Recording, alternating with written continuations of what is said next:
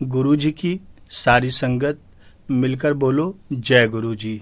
शुक्राना गुरु जी।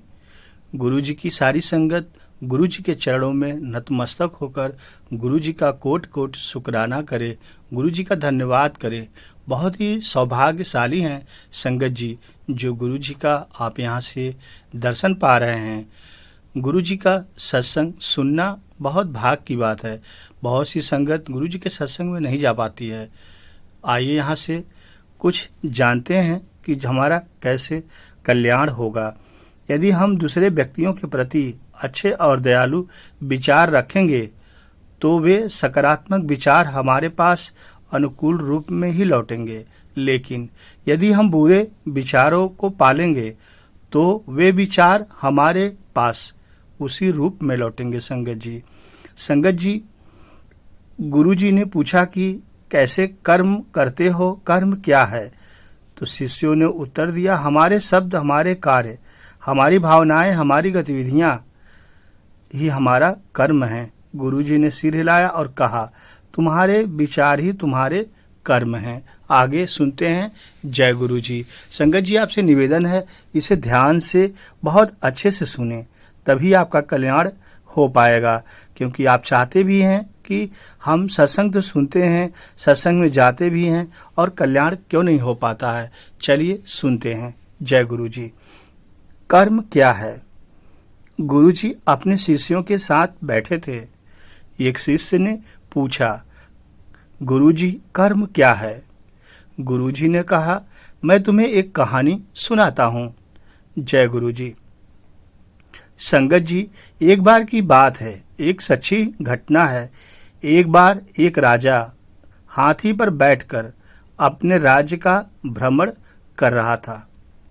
संगत जी अचानक वह एक दुकानदार के सामने जा रुका और अपने मंत्री से कहा, मुझे नहीं पता क्यों पर मैं इस दुकान के स्वामी को फांसी देना चाहता हूँ। ऐसा संगत जी वह राजा ने बोला अपने मंत्री से। राजा का मन था कि जो दुकानदार है उसको फांसी दे दूं। यह सुनकर मंत्री को बहुत दुख हुआ और उस दुकानदार को भी बहुत दुख हुआ। लेकिन जब तक वह राजा से कोई कारण पूछता तब तक राजा आगे बढ़ गए। जय गुरु जी। संगत जी अगले दिन की बात है। मंत्री उस दुकानदार से मिलने के लिए एक साधारण नागरिक के भेष में उसकी दुकान पर पहुंच गए। मंत्री जी अपना भेष बदल कर आए थे, इसलिए वह दुकानदार पहचान नहीं सका। मंत्री जी दुकानदार से ऐसे ही पूछ लिया कि उसका व्यापार कैसा चल रहा है। दुकानदार चंदन की लकड़ी बेचता था। उसने बहुत दुखी होकर मंत्री जी से बताया कि मुश्किल से ही उसे कोई ग्राहक मिलता है।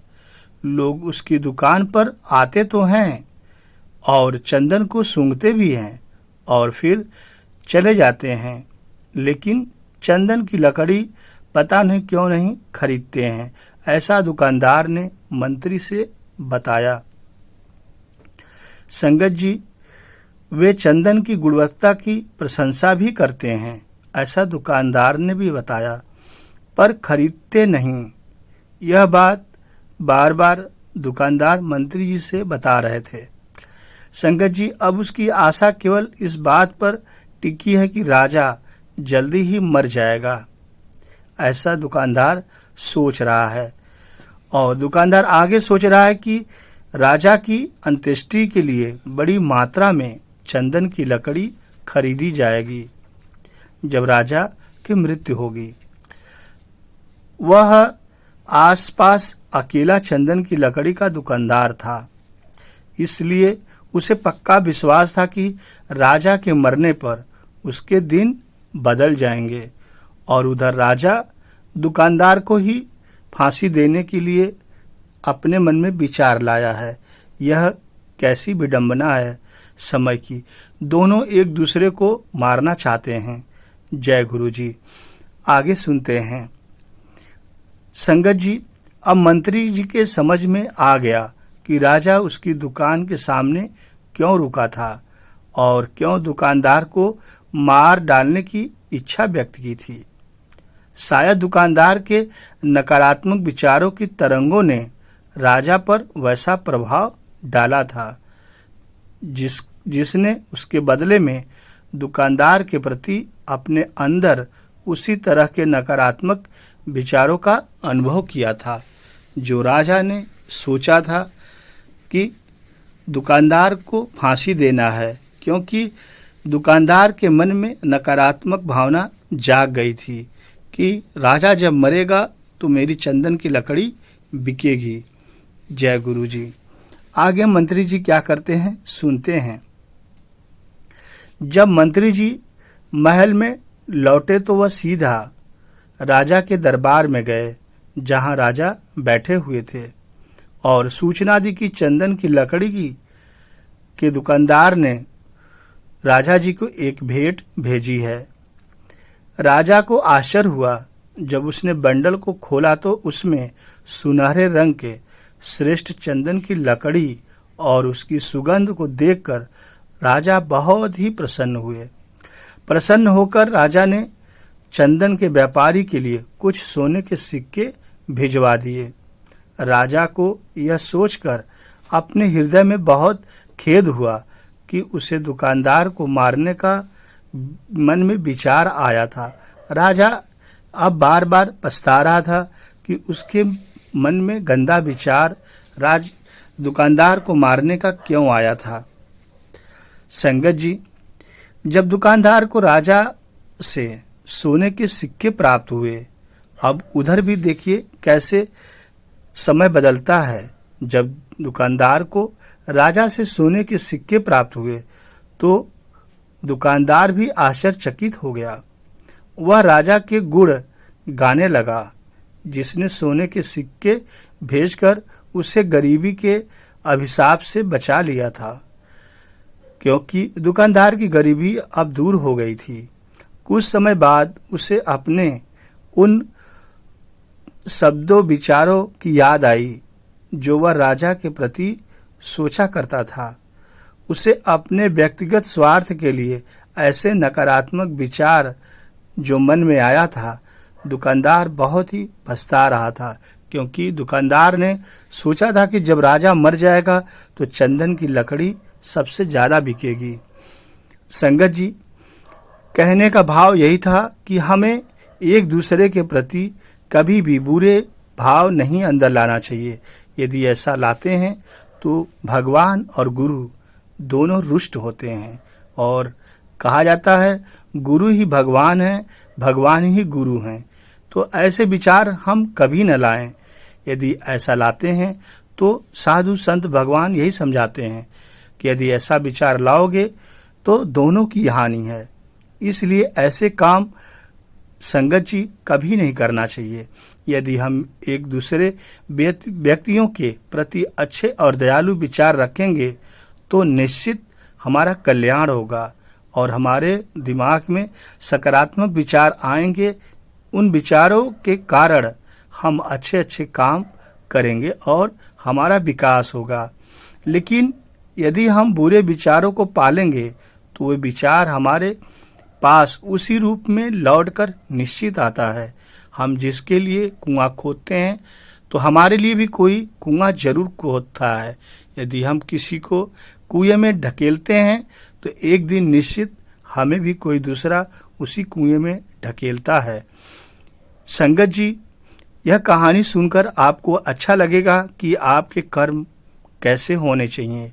यदि आपने अपने कर्म में परिवर्तन लाया है तो निश्चित मान के चलिए कि गुरु जी की ब्लेसिंग आपके द्वार पे खड़ी है और आपको जरूर मिलेगी। गुरु जी तो वैसे ही बहुत दयालु हैं संगत जी, हर पल अपने संगत की रक्षा करते हैं। गुरु जी अपने संगत का कल्याण करने के लिए ही धरती पे आए हैं। गुरु जी का जन्म पंजाब के मरेल टोकला डुगरी गांव में हुआ था और गुरु जी दिव्य परमात्मा हैं। गुरु जी भूत भविष्य वर्तमान सब जानते हैं।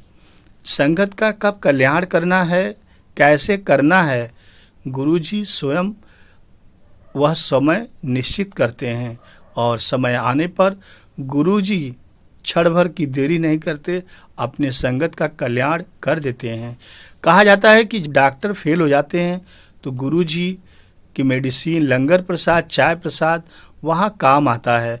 तो आप सत्संग में जब भी जाएं तो लंगर प्रसाद, चाय प्रसाद गुरुजी का जरूर ग्रहण करें और पूरा खाएं, क्योंकि वह मेडिसिन है। और घर ले आएंगे तो कहा जाता है कि वह मिठाई बन जाता है। इसलिए लंगर सत्संग में जब भी मिले तो पूरा ग्रहण करें। आपके कष्ट, रोग, दर्द, अनेक परेशानियां दूर हो जाएंगी और आपके घर में खुशियों ही खुशियां चारों तरफ से आने लगेंगी। गुरुजी बड़े बड़े रोग दूर कर दिए हैं। ट्यूमर, कैंसर, अनेक बीमारियां जब भी आती है संगत पे तो गुरुजी जल प्रसाद, लंगर प्रसाद, चाय प्रसाद, गुरुजी के आशीर्वाद से सब खत्म हो जाता है। ऐसे हैं शक्तिशाली गुरुजी जो विश्व का कल्याण कर रहे हैं। और ऐसा दरबार संगत जी पूरे विश्व में नहीं मिलेगा, क्योंकि यह एक ऐसा दरबार है जहां गुरुजी अपनी संगत से कुछ भी नहीं लेते, बल्कि उसके बदले में आशीर्वाद और अपनी संगत का कल्याण करते हैं। जीवन भर गुरुजी अपनी संगत को देते रहे हैं, आशीर्वाद दिए, संगत का कल्याण दिए, उसके बदले में गुरुजी ने कुछ भी नहीं लिया। ऐसा दरबार पूरे विश्व में नहीं है जहां कुछ लेना नहीं पड़ता है, गुरुजी हमेशा देते हैं। जय गुरुजी, शुक्राना गुरुजी। गुरुजी, हम भी आपके बालक हैं, हमारा हाथ हमेशा पकड़े रहना, सारी संगत का हाथ पकड़े रहना।